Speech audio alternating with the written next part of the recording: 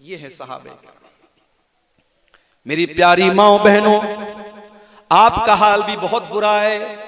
जेवरात आपकी जिंदगी का मकसद बन गए, अच्छे कपड़े आपकी जिंदगी का मकसद बन गए, सजना सवरना आपकी जिंदगी का मकसद बन गया। ओ मेरी प्यारी माँ बहनों, ये जेवरात कब्र में आपके साथ नहीं जाएंगे।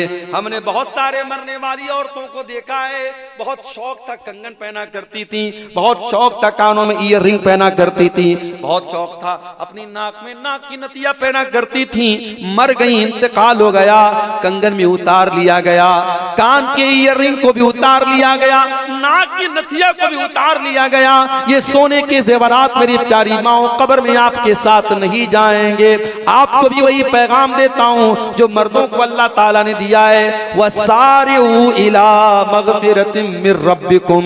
मेरी प्यारी माओ बहनों, ये चंद दिन की जिंदगी है, नहीं मालूम कितने दिन हमारी जिंदगी रहेगी। ये जितने अय्याम मिले हैं जिंदगी के, जितने दिन मिले हैं जिंदगी के, इस जिंदगी को गनीमत समझो और अल्लाह को राजी कर लो। अल्लाह की मग़फ़िरत को पाने के लिए मेहनत करो, अल्लाह की जन्नत को पाने के लिए मेहनत करो। एक आखिरी वाकया सुना के बाद खत्म कर रहा हूं। अल्लाह के नबी की ज़ौजे मोहतरमा और हम सब की प्यारी माँ अम्मा आयशा रज़ी अल्लाह ताला अन्हा चाश्त की नमाज पढ़ रही थी।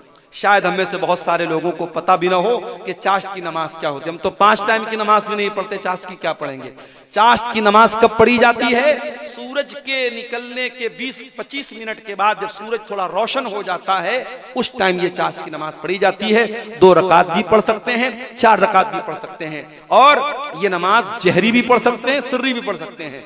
हजरत आयशा रज़ी अल्लाह ताला अन्हा चाश्त की नमाज पढ़ रही थी।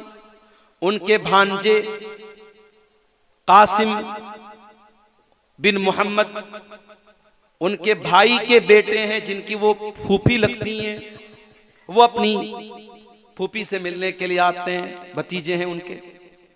कासिम बिन मोहम्मद अपनी फूफी से मिलने के लिए आते हैं और क्या देखते हैं कि उनकी फूफी जान नमाज पढ़ रही हैं चाश्त की, और चाश्त की नमाज में सूरह तूर की तिलावत कर रही हैं और इस आयत के ऊपर पहुंची हैं।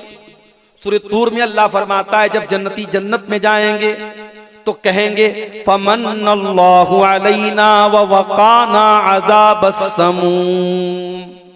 जन्नती कहेंगे, अल्लाह तेरा बहुत एहसान है हमारे ऊपर, तूने हमको जन्नत में पहुंचा दिया और तूने हमको जहन्नम की आग से बचा लिया। हजरत आयशा इसी आयत पर पहुंची थी जब कासिम बिन मोहम्मद वहां पहुंचे थे।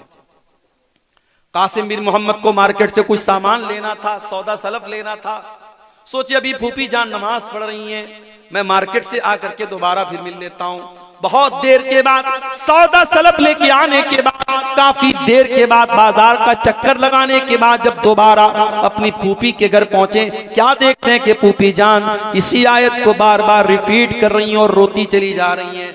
वमन्नल्लाहु अलैना व वक़ाना अज़ाबस समूम। ऐ अल्लाह तेरा एहसान हुआ हम पर कि तूने हमको जन्नत में पहुंचाया और तूने जहन्नम की आग से बचा लिया। हजरत आयशा इसी आयत को पढ़ती चली जा रही हैं और रोती चली जा रही हैं, गोया कि वो ये अल्लाह से दुआ कर रही कि अल्लाह उन खुशनसीब बंदों में हमको भी शामिल फरमा दे जो कल जन्नत में जाने के बाद ये कहेंगे, ऐ अल्लाह तेरा एहसान हुआ कि तूने जहन्नम से हमको बचा लिया। मेरे अजीजों, उस जहन्नम से बचने की तैयारी करो और जन्नत में जाने की तैयारी करो। मेरे साथ मजबूरी ये है मेरे प्यारे साथियों, 12 बज चुके हैं तकरीबन और मुझे अभी फौरन निकलना है। और मैं पहले ही जलसे वालों से बोल चुका था, शायद कुछ और पहले मुझे वक्त देते तो थोड़ा सा अपने मौजू पर मैं और भी रोशनी डालता। अब मुश्किल ये है, सामने कोहरे की हालत ये है कि यहाँ 10 मीटर आगे कभी रास्ता नजर नहीं आ रहा है और लंबा सफर करना है, तकरीबन 300 किलोमीटर का सफर करना है। मेरे प्यारे साथियों, फिक्र आखिरत के मौजू पर और इसी तरीके से कब्र और आखिरत के ताल्लुक से हमारे दिलों में जो गफलत तारी है, उस मौजू पर चंद बातें आपके सामने रखी हैं। मौजू अभी थोड़ी सी और तफसील चाहता है मगर वक्त इजाजत नहीं देता है। फिर कभी मौका रहा आपके इस गांव में, इस इलाके में, फिर कभी आना हुआ, इस मौजू पर फिर हम कभी रोशनी डालेंगे। अल्लाह से हम दुआ करते हैं, रब्बुल आलमीन हम सबको कहने सुनने से ज्यादा अमल की तौफीक अता फरमा। रब्बुल आलमीन आलमीन हमें हमारे दिलों में आखिरत की फिक्र पैदा फरमा। रब्बुल आलमीन दुनिया की मोहब्बत और दुनिया की गफलत ने आज हमारे दिलों पर को जो सख्त बनाया है, अल्लाह उस सख्ती को तो दूर फरमा दे। मेरे बाद इंशाअल्लाह मौलाना कलीम साहब की भी तकरीर है और गालिबन कोई एक मुकर्रिर और भी हैं, 2 मुकर्रिरीन के भी तकरीर बाकी है। ठंडी का मौसम है, आप कभी और कहीं और न जाएं, सुकून से पिंडाल के नीचे बैठें। और ये उलमा जो आपको सुनाने के लिए आए हैं, इनके नहीं हमारे पास वक्त नहीं, बहुत माजरत के साथ निकलना है, ऑलरेडी लेट हो चुका है। कितना टाइम? 12 बज गया ना। इंशाअल्लाह फिर कभी आएंगे। हमारी दुआएं इन बच्चों के साथ है जिनको दस्तारबंदी होने वाली है। अगर उनको का जो पोर्शन है, जो इलाका है, वो पूरा का पूरा रोशन हो जाएगा। सिर्फ उसके झांक लेने से इतनी खूबसूरत होंगी वो जन्नत की औरतें, उनके अंदर कोई कमी नहीं होगी, हर ऐब से पाक होंगी। मेरे अजीजों, मेरे नौजवानों, उस जन्नत की तरफ अल्लाह ताला कुरान में बार बार हमें शौक दिलाता है। हम उसकी तैयारी करें। उस जन्नत में हम कैसे जाएंगे, वो जन्नत हमें कैसे मिलेगी, हम उसके लिए तैयारी करें। और यही कामयाबी है मेरे प्यारे साथी। कामयाबी दुनिया की कामयाबी नहीं है। दुनिया का इंसान जो कामयाब है, हो सकता है कल आखिरत में नाकाम हो जाए, और दुनिया में जो नाकाम है, हो सकता है कल आखिरत में कामयाब हो जाए। असल कामयाबी आखिरत की कामयाबी है। इसीलिए अल्लाह कुरान में कहता है, फमन ज़ुज़िया अनिन नारी व उदखिलल जन्नत फ़क़द फ़ाज़। जिसको अल्लाह ताला जहन्नम की आग से बचा ले और जिसको जन्नत में दाखिल कर दे, वही कामयाब है। कितना टाइम हो गया?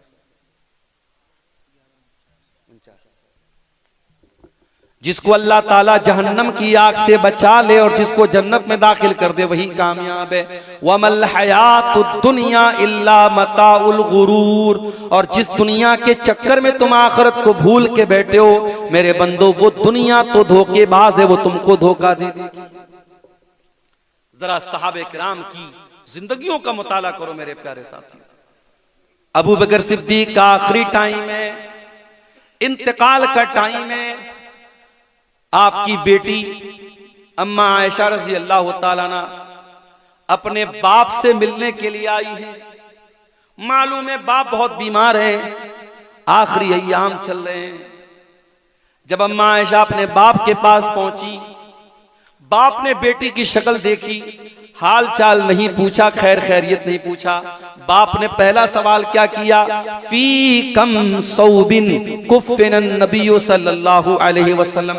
ऐ मेरी बच्ची, ये बता, जब अल्लाह के नबी का इंतकाल हुआ था, आपके कफन में कितने कपड़े थे? बाप बेटी से मसला पूछ रहा है। पता ये चला, अपनी बच्चियों को ऐसी तालीम दो, उनको ऐसी दीन की तालीम दो कि आपको मसला पूछना पड़े तो अपनी बेटी से मसला। और ये भी पता चला कि सहाबे किराम मौत के टाइम भी इसी बात की कोशिश करते थे कि हमारा जनाजा, हमारा कफन, हमारा दफन सब सुन्नत के मुताबिक हो। बहुत सारी बिदात और खुराफात आज मैयत के ताल्लुक से और जनाजे के ताल्लुक से हमारे समाज में बहुत सारे इलाकों में देखा गया कि साहब मरने के बाद क्या हो रहा है, पूरी पूरी दावत हो रही है। बेचारा जिसके घर में मौत हुई है, मैयत हुई है, बाप मरा है, बच्चे परेशान है, अब तीसरे दिन वो सबको खानदान को दावत खिला रहे हैं, बिरयानी खिला रहे हैं। ये बेशर्मी और बेगैरती और ये बेहयाई मेरे प्यारे साथियों समाज के लिए कलंक नहीं तो। इसीलिए हो सके तो अपने बच्चों को वसीयत करके जाना कि ऐ मेरे बच्चों, मेरे मरने के बाद कोई ऐसा काम मत करना जो सुन्नत के खिलाफ हो। ऐसे इमाम से जनाजा की नमाज पढ़वाना जो सुन्नत के मुताबिक जनाजा पढ़ाए।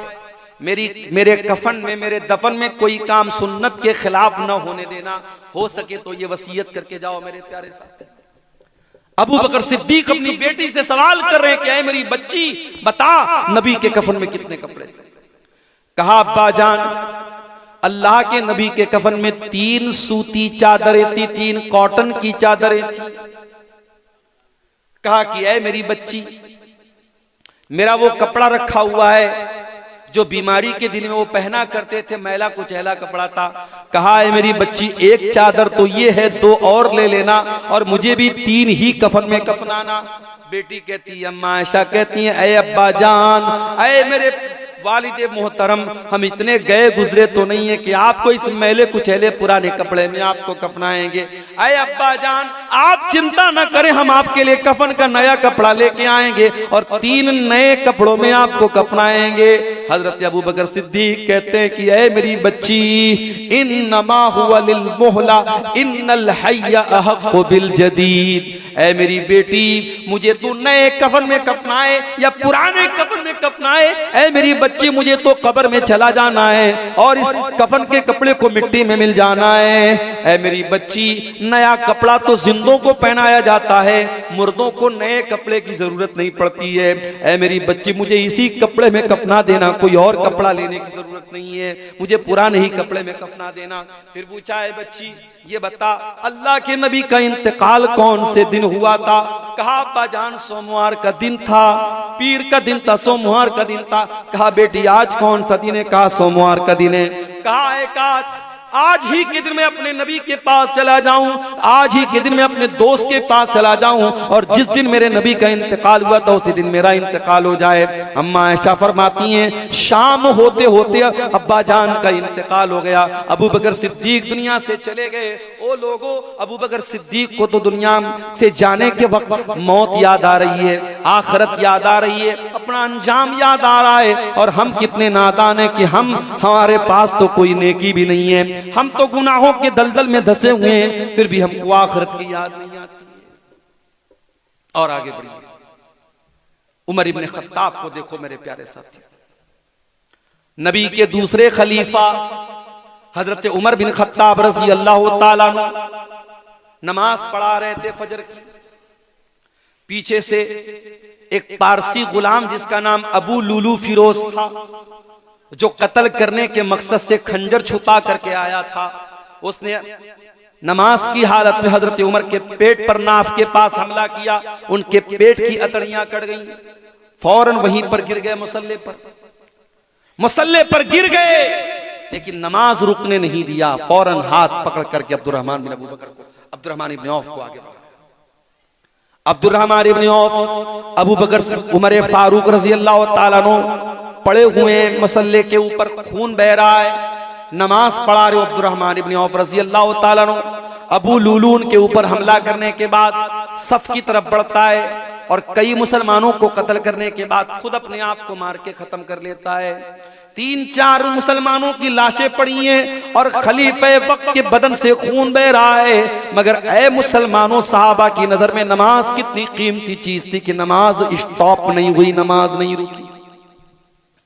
अब्दुर्रहमान बिन औफ ने हल्की नमाज पढ़ाई, सलाम फेरा, हजरत उमर को जल्दी से घर लेके जाया गया, तबीबों को बुलाया गया, हकीमों को बुलाया गया, जांच की गई, पता लगा कि अब कोई दवा इनको दी जा रही, सब बाहर निकल जा रही है, अतड़ियां कट चुकी हैं। हजरत उमर को यकीन हो गया कि अब मेरे इंतकाल का टाइम आ चुका है, अब मेरा बचना मुश्किल है। पहला सवाल किया, मुझे कत्ल करने वाला कौन है, मेरे ऊपर हमला करने वाला कौन है? किसी ने कहा मुगीरा बिन शोबा का गुलाम है अबू लुलू फिरोज, मजूसी आदमी, पारसी आदमी। कहा अल्लाह तेरा शुक्र है कि तूने मेरा कत्ल किसी ऐसे इंसान के हाथों नहीं होने दिया जो इस्लाम का दावा करता हो, जो अपने आप को मुसलमान कहता हो, कोई मुसलमान मेरा कातिल नहीं है, अल्लाह तेरा शुक्र है। जैसे जैसे मौत का टाइम करीब आ रहा है, हजरत उमर का चेहरा पीला पड़ रहा है, चेहरे पर घबराहट आ रही है। एक सहाबी आते हैं और आकर के तसल्ली देते हैं, अरे उमर आपको घबराने की क्या बात है, आपको घबराने की क्या जरूरत है, अरे अमीरुल मोमिनीन आप तो अल्लाह के नबी के बड़े चहेते साहबी हैं, आपने जब से इस्लाम कबूल किया है तब से आप इस्लाम के लिए बहुत मेहनत कर रहे हैं। अरे उमर आपने बहुत अच्छे तरीके से अपने नबी का साथ दिया है और नबी के इंतकाल के बाद जब अबू बकर सिद्दीक खलीफा हुए आपने उनका भी साथ दिया, उनके इंतकाल के बाद आप खलीफा हुए और आपने बहुत अच्छे तरीके से हुकूमत की है। ऐ उमर फारूक आपको घबराने की कोई जरूरत नहीं है। जरा जुमला सुनो मेरे भाइयों उमर फारूक का, कहा कि ये लोगों